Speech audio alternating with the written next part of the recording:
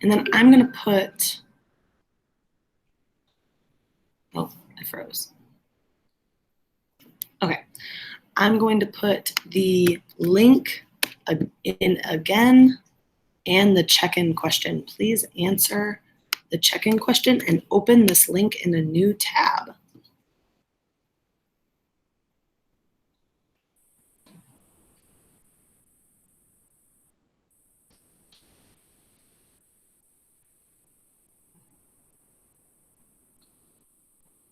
All right. Good morning, everyone. So I'm going to share my screen for a moment. If my computer doesn't keep freezing. There we go.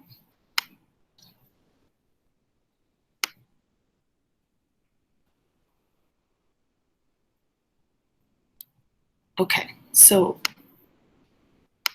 I'm going to go into the Reader's Theater. So we've got several characters for today. We have, I'm going to be Miss Higgins because Higgins speaks the most, and I want to make sure that we keep the pace moving so that we can get as much of Act 2 done. I need volunteers for the narrator, for Pickering, Mrs. Pierce, the Flower Girl, which we come to know is Liza, and Doolittle. So if you are interested in reading any of these characters out loud, please write the character's name in the chat.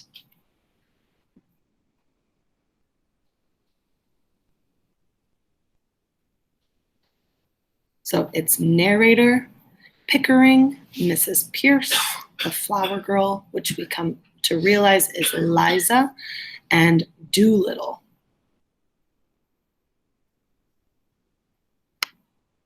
So I've got Abdul asked first to be the narrator. Denise asked to be Mrs. P. Justin, is there another character that you are interested in? So Abdul is going to be the narrator.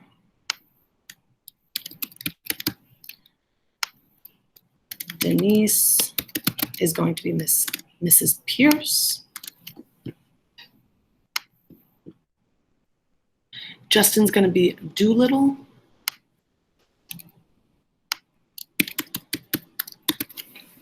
So we need a Liza and a Pickering. And I have 2 volunteers for that. Needed Liza and Pickering. I need 2 volunteers so we can get going, please. Jay, okay, you'll be Pickering. Thank you.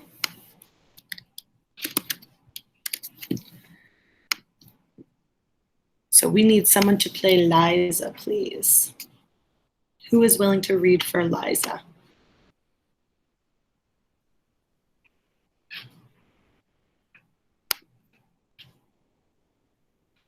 If I don't have a volunteer in a minute, I'm going to choose someone. So please take a risk.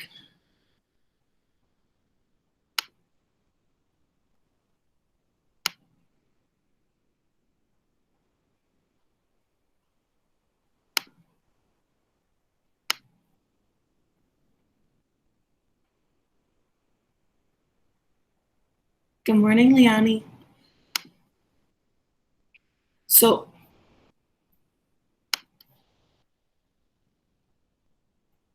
good morning, Miss Hurley. Good morning. Is anyone willing to be Liza for our read out loud? We've already lost 5 minutes, so we really need to get going.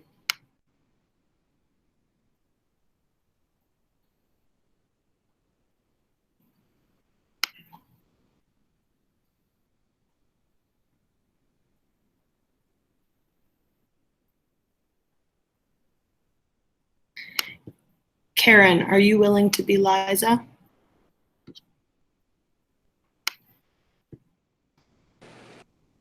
Can you repeat that one more time? Can you read for Liza this morning? Okay. Thank you.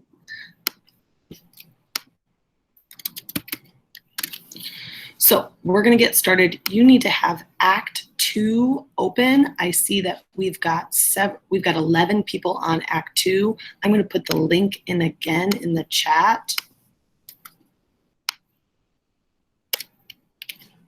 So I've just placed that link in again. Kira, Alexa, can I? Hold on, I'm frozen. Kira, Alexa, can I put you on? Can you put the link in when new people enter, please? So I'm going to share my screen so that we can read along together. Abdul, you're going to read everything that's in that does not have a person. So this first part, you're going to read this introduction portion. Abdul, whenever you are ready, please begin. Next day at 11 a.m., Higgins Laboratory in Wimpole Street. It's a room on the first floor looking on the street and was meant for the drawing room. The double doors are in the middle of the back hall, and persons entering find in the corner to their right 2 tall file cabinets at right angles to one another against the walls. In the corner stands a flat writing table on which are phonograph, a That's larynx, okay. Take a guess. a laryngoscope, Good.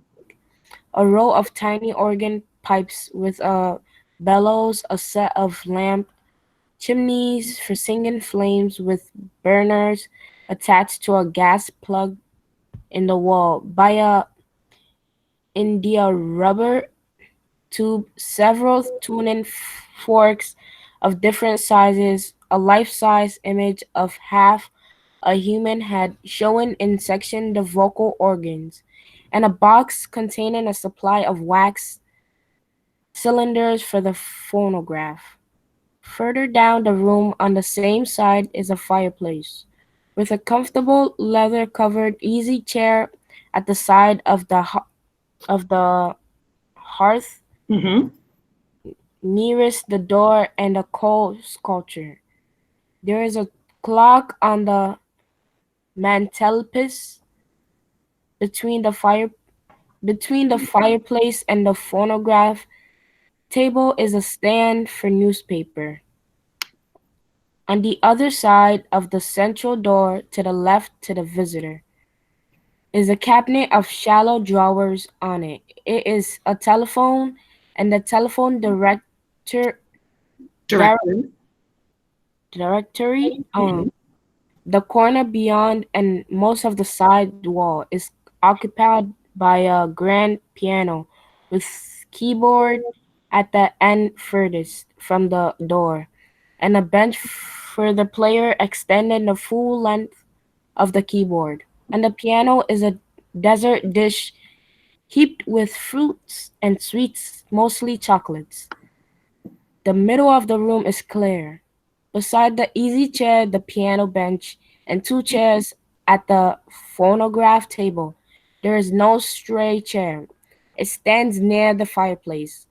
On the walls, engravings, mostly Pyran- Pyran- Piranesi and Mezzotints, portraits, no paintings.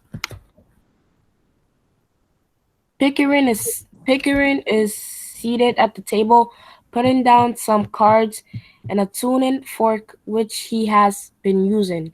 Higgins is standing up near him, closing 2 or 3 file drawers which are hanging out. He appears in the morning light as a robust, vital, Mhm. appetizing sort of man of 40 or thereabout, dressed in a professional-looking black frock coat with a white lining, interested in everything that can be studied. Oh, wait, wait. Oh, sorry. With a Nope, it's okay. You're at he. he is He is of the energetic Mhm. science type, heartily, Mhm. even violently interested in everything that can be studied as a scientific subject, and careless about himself and other people, including their feelings. He is, in fact, but for his years and size, rather like a very impetuous baby taking notice, eagerly and loudly, and requiring almost as much watching to keep him out of united, united, unintended, Unintended. unintended Mhm. mischief. His manners varies from general bullying when he is in a good humor to stormy petulance when anything goes wrong, but he is so entering frank and void of malice that he remains likable even in his least reasonable moments. Thank you, Abdul. That was challenging. Thank you for taking a risk here. So I'm Higgins and Jay is Pickering. Jay, you can go off of unmute your mic so you're ready to go. So as he shuts the last drawer, well, I think that's the whole show. It's really amazing. I haven't taken half of it in, you know, Would you like to go over any of it again? rising and coming to the fireplace where he plants himself with his back to the fire. No thank you. Not now. I'm quite done up for this morning. Following him and standing beside him on his left. Tired of listening to sounds? Yes, it's a fearful strain. I rather fancied myself because I can pronounce 24 distant vowel sounds, but your 130 beat me. I can't hear a bit of difference between most of them. Chuckling and going over to the piano to eat sweets. Oh, that comes with practice. You hear no difference at first, but you keep on listening, and presently you find they're all as different as A from B. So as I was going through some of your comments, I noticed Mrs. that Pierce some looks of you in. thought that it was She is really Higgins' cool that you housekeeper. get to go to school in your What's the pajamas matter? every day. Miss Hesitating. Pierce, oh, Hesitating, evidently perplexed. A young woman wants to see you, sir. Hold on, let's pause here. If someone has TV going on in the background or radio, are you able to stop that? Fabulous, thank you. So a young woman, what does she want?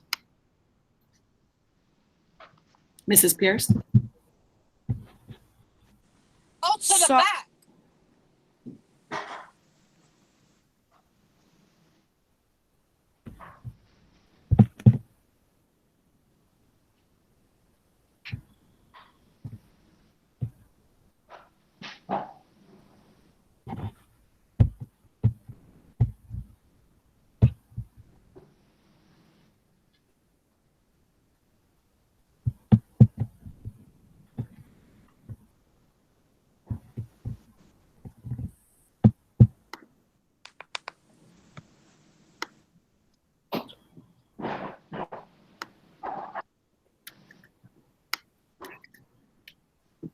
Denise, are you good?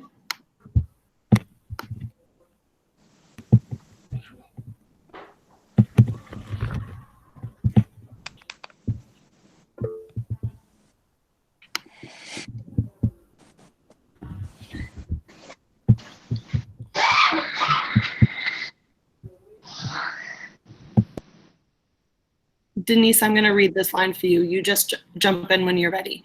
She had to leave because she was outside, and I think what she was using died. Oh, got you. Thank you. So Mrs. Pierce says, well, sir, She says you'll be glad to see her when you know what she's come about. She's quite a common girl, sir. Very common indeed. I should have sent her away, only I thought perhaps you'd want to talk to her. You wanted her to talk into your machines. I hope I've done nothing wrong, but really, you see such queer people sometimes. You'll excuse me, I'm sure, sir. Oh, that's all right, Mrs. Pierce. Has an interesting accent? Mrs. Pierce, oh, something dreadful, sir, really. I don't know how you can take an interest in it. Higgins to Pickering. Let's have her up. Show her up, Mrs. Pierce. He rushes across to his working table and picks out a cylinder to use on the phonograph. Mrs. Pierce, only half resigned to it. Well, very well, sir. It's for you to say. She goes downstairs. Higgins, this is rather a bit of luck. I'll show you how I make records.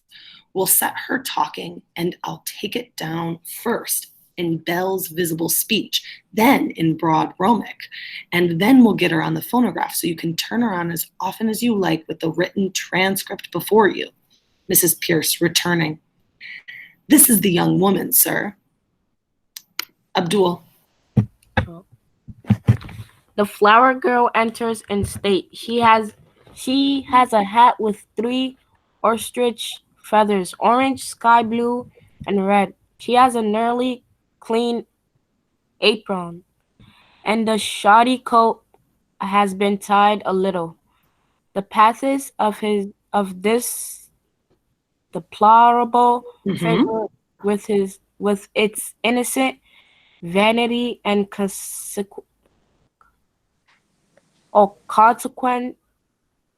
Consequential.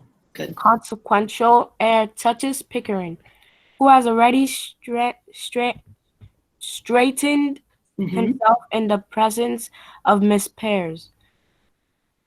But as to Higgins, the only distinction he makes between men and women is that when he is neither bullied, not exclaiming to the heavens against some featherwith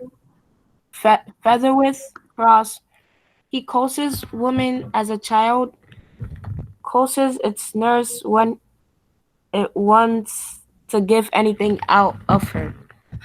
Thank you, Abdul. Higgins. Brusquely? I don't really know that word. Recognizing her with unconcealed disappointment and at once baby-like, making an intolerable grievance of it. Why, this is the girl I jotted down last night. She's no use. I've got all the records I want of Listen Grove lingo, and I'm not going to waste another cylinder on it. To the girl, be off with you. I don't want you. Karen?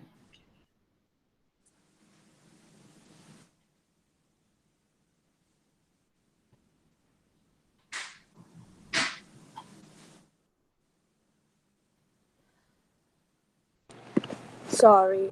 That's okay. Wait, which part? Where I highlighted. So if you go to my name up at the top and you click on my little letter, we're down where it says The Flower Girl. It's on page 3. I've highlighted where you're starting. I'm reading my first line, right? Yep. Okay. Don't mind if I do. Hold on. Are you on page 3?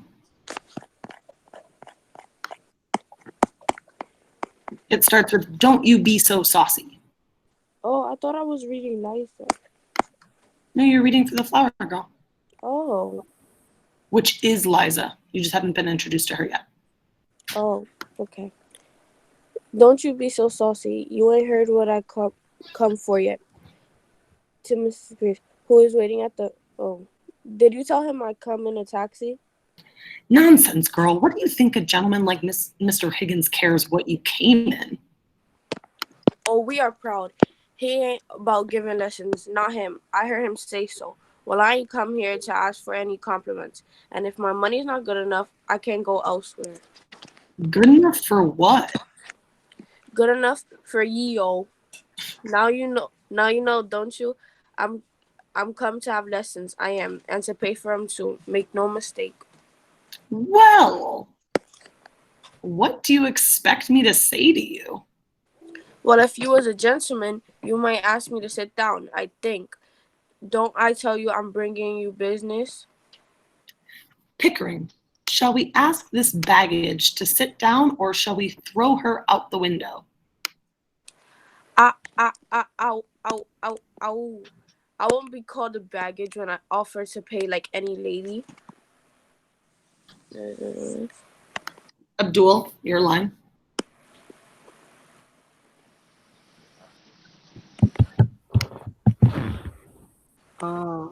It's where I highlighted.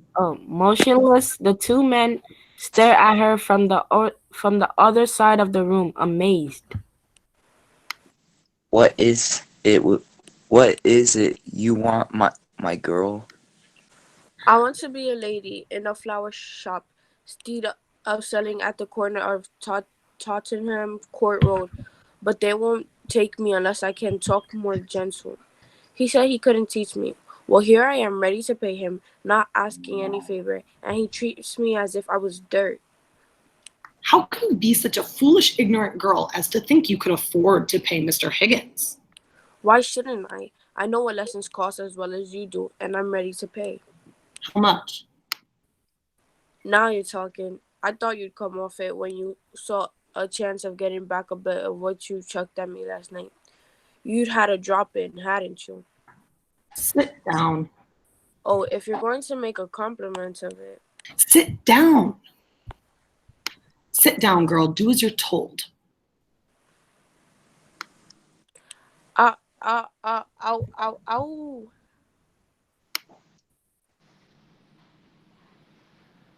Jay, your line. Oh, won't you sit down?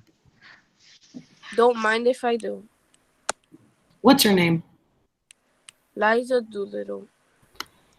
Higgins, the claimant, gravely. Eliza, Elizabeth, Betsy, and Bess.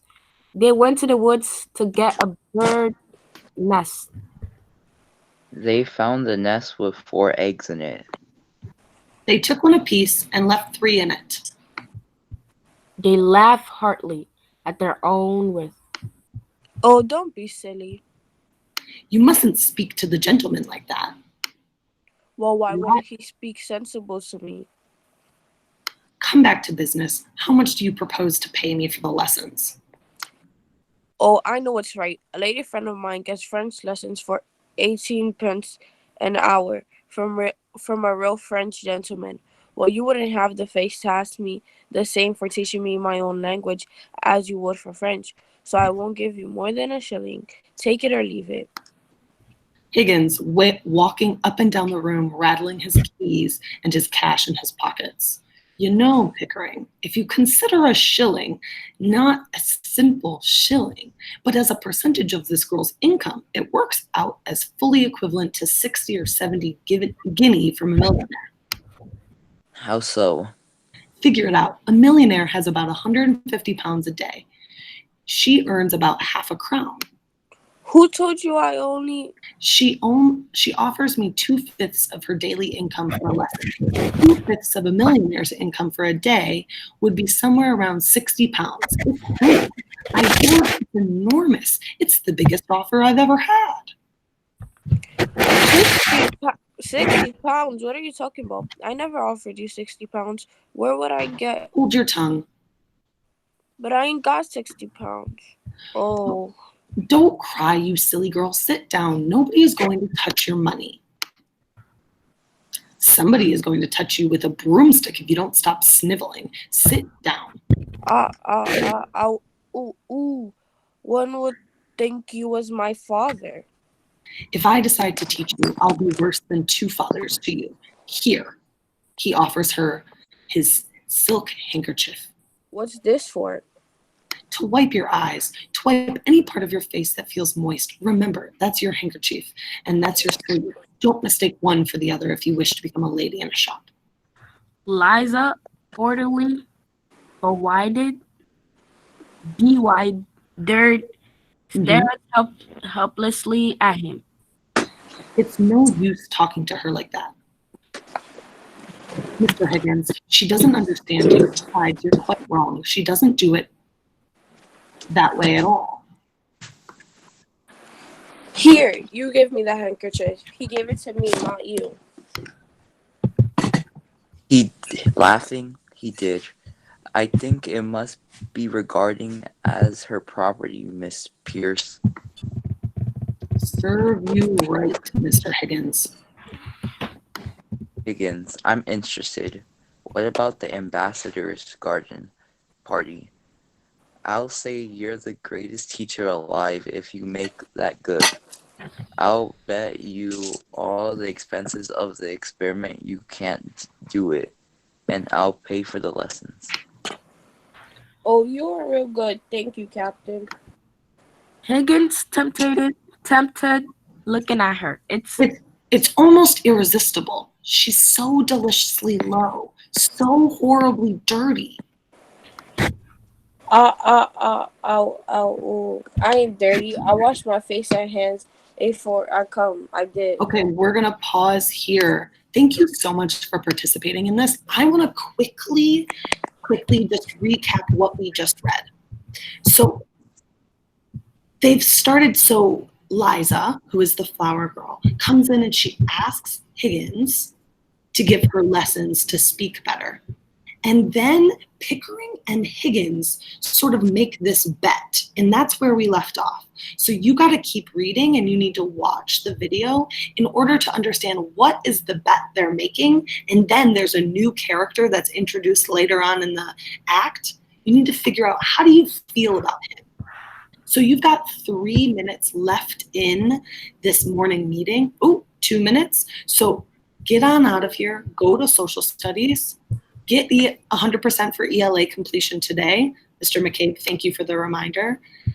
And if you have any questions or concerns on Act 2, use all of the resources that have been provided to you, and then please feel free to reach out to me. I'm here to support. I just gotta know what you need. Have a good weekend. Bye, everyone. Happy Friday.